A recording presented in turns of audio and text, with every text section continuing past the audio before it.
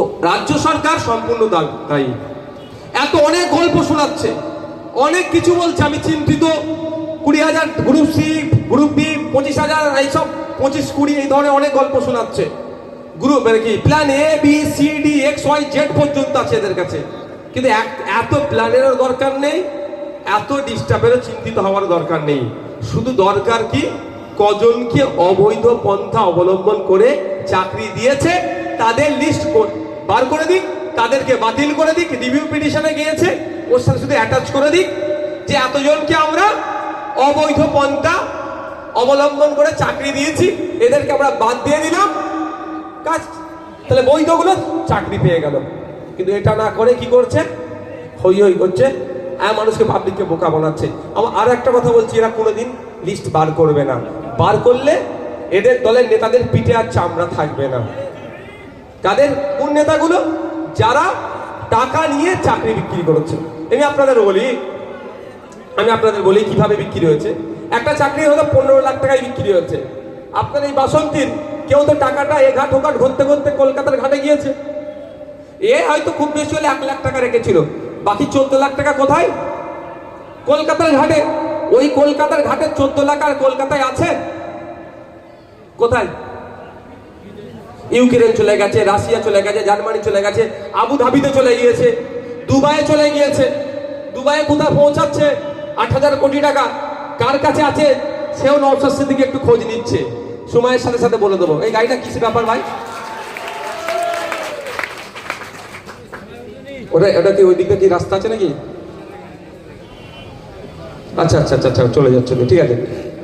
কি বলছি বুঝতে পেরেছে তো, চলে গিয়েছে। এবার যদি এখন বাতিল করে যায়, যাদের বাতিল হয়ে যাবে তারা কি সকালবেলা উঠে যার হাতে 15 লাখ টাকা দিয়েছিল তার বাড়ি পৌঁছাবে, এই ভাই আমার চাকরি নেই, আমার 15 লাখ টাকা ফেরত দে। একটা টাইম নেবে, যদি না টাকা ফেরত দিতে পারে, টাকা কি ফেরত দিতে পারবে? ও তো ওপরকে চাওয়ার আর ক্ষমতা আছে? কোনো প্রমাণ আছে যে ওপরকে দিয়েছে? নেই, 1 নম্বর কথা। তো বলে তুই প্রমাণ নেই, ভাগ। যখন ওকে ভাগিয়ে দেবে, যার 15 লাখ গেছে সে কি ছাড়বে? ওকে পোস্টে বেঁধে পিটবে, তাই না?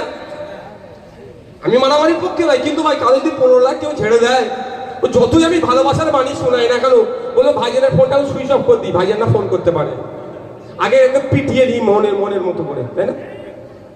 তো পোস্টে বেঁধে যখনই পিটবে তখনই বলবে আমি জেলার কার হাতে টাকা দিয়েছিলাম। সবাই জেলার ওই নেতার বাড়ি যাবে, তাকে ধরে ন্যাংটো করতেও পারে, পিটতে পারে। এখন অর্ধলঙ্গ হয়ে কলকাতায় প্রতিবাদ করছে, পরে তৃণমূলের নেতাকে পুরোলঙ্গ করে পোস্টে বেঁধে মারতে পারে, কারণ টাকা ভাই 15 লাখ টাকা। যদি উচিত নয়, আমি বোঝানোর জন্য বলছি, কেউ করবেন না কাজ, মারামারিতে একদম যাবেন না, আইনি লড়াইয়ে যাবেন।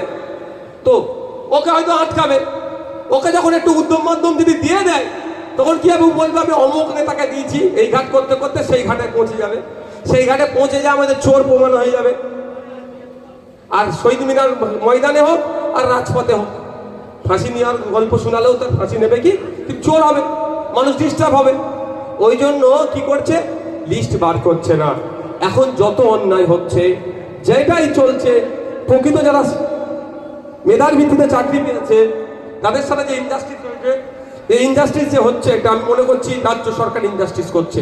আমি চাইবো রাজ্য সরকারের কাছে অবিলম্বে বৈধ অবৈধ লিস্ট বার করা হোক, অবৈধগুলোকে শিক্ষা প্রতিষ্ঠান থেকে ঝাঁটিয়ে বার করা হোক, বৈধগুলোকে শিক্ষা প্রতিষ্ঠানে পৌঁছানো হোক, অবিলম্বে এটা করা হোক।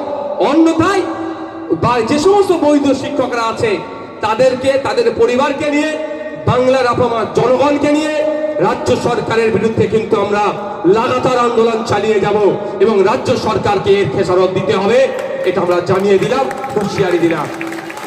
আপনারা কি চাইবেন না আপনার পাড়ার রাম কাকুর ছেলে, যে রাম কাকা সকালে উঠে মাঠে যেত, তার কৃষকের কাজ করত, শ্রমিক ছিল, সকালে উঠে এই বাসন্তী বাজারে আসতো, কন্ট্রাক্টরের কাজ করত, যে তিল তিল করে যে ইনকাম করেছে, তার ছেলেকে পড়িয়েছে, তার ছেলের মেধার ভিত্তিতে চাকরি পেয়েছিল।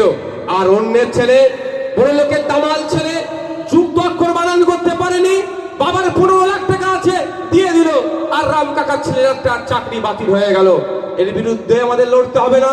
আমাদের রাম কাকা, রহিম চাচা দেখার প্রয়োজন নয়, যার সাথে অন্যায় হবে তার পাশে আমাদের দাঁড়াতে হবে এবং এইখান থেকে সরকারকে আওয়াজ দিতে হবে, অবিলম্বে 26,000-এর মধ্যে যারা যোগ্যতা সম্পন্ন, যারা যোগ্য তাদেরকে শিক্ষা কেন্দ্রে পাঠানো হোক এবং অযোগ্যগুলোকে টেনে হিঁচড়ে জেলের মধ্যে রাখা হোক।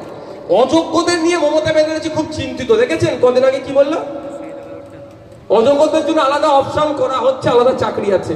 একবারের জন্য বললো না যে যারা যোগ্য তাদেরকে আমি অন্য চাকরি দেবো। মানে অযোগ্যদের এত নিয়ে চিন্তিত কেন বলুন তো? অযোগ্যরা যদি খেপে ওঠে সরকার অর্ধেক হিলে যাবে, ওই জন্য ওদেরকে চুপ করিয়ে রাখছে। না, থাম বাবা, থাম বাবা, থাম বাবা, তোদের কিছু একটা আমি দেবো। বুঝতে পারছেন বন্ধুগণ? ফিরে আসি একবার, শেষ যেটা আছে